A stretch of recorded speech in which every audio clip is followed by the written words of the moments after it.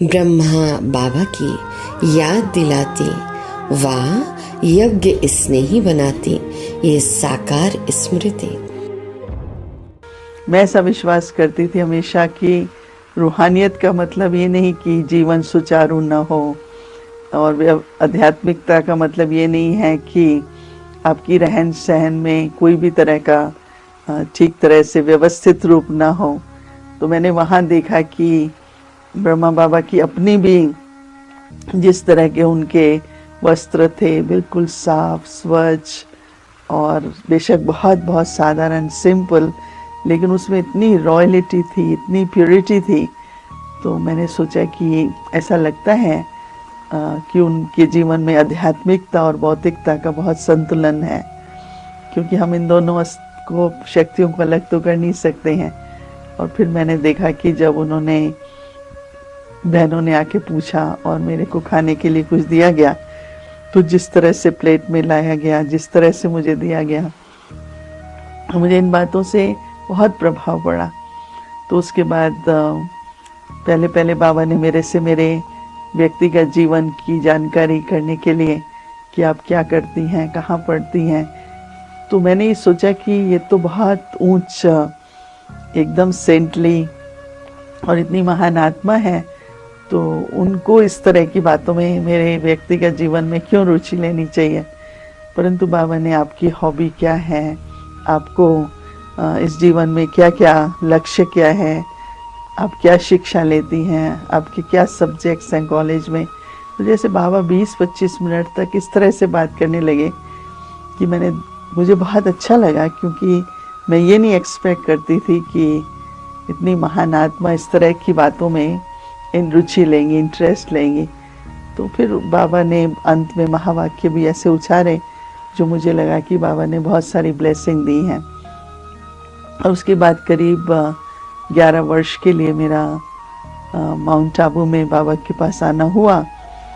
तो एक तो ये था कि हमने देखा कि जो भी शिक्षाएं बाबा हम बच्चों को देते थे, तो वो उसकी एक मूर्ति थी, एक उदाहरण थी।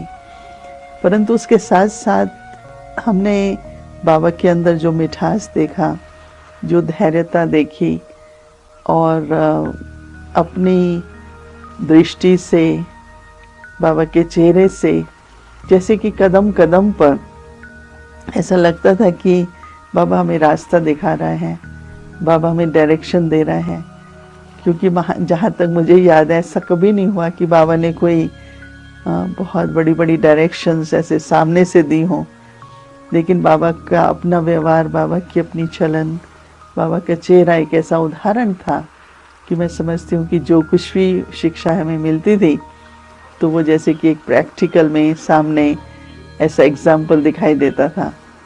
मुझे याद है कि एक बार हमने देखा कि कोई भाई थे, वो कुछ ले जा रहे थे हाथ में, मेरे ख्याल से कुछ बिजली का सामान था, तो उनके हाथ से वो उसके हाथ से गिर गया।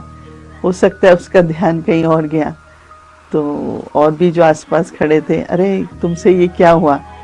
लेकिन बाबा जो थे वो बहुत जैसे धैर्यता से, बहुत प्रेम की दृष्टि देते हुए वहाँ से निकले, और उन्होंने कुछ भी कहा नहीं।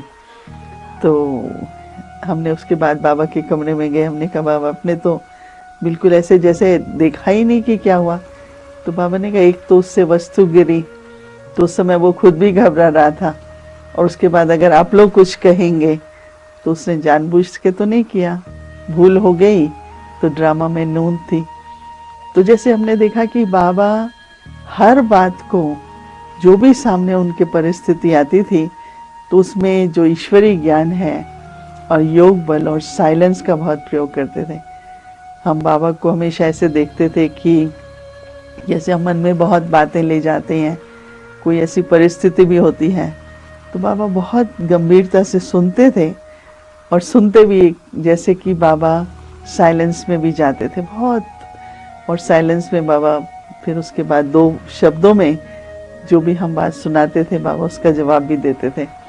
तो बहुत वाणी से बाबा कभी भी हमको समझाने की कोशिश नहीं करते थे, परंतु जैसे बाबा की दृष्टि से, बाबा जो भी थोड़े शब्द कहते थे उससे हर बात का हल मिल जाता था। तो किस तरह से बाबा ने अपने व्यक्तिगत जीवन की जो रूहानी यात्रा और जो इतना ऊंचा लक्ष्य प्राप्त करना था, तो उस पर सदा ही बाबा का ध्यान रहता था। और उसके साथ साथ जो शुरू में संस्था थी, बहुत थोड़े ही मेंबर्स थे, उसके बाद संख्या भी बढ़ने लगी, सेंटर्स भी खुलने लगे। तो जो भी कारोबार था वो बढ़ता जा रहा था, लेकिन वो बढ़ता हुआ भी बाबा उसको हर तरह से डायरेक्शन भी देते जाते थे।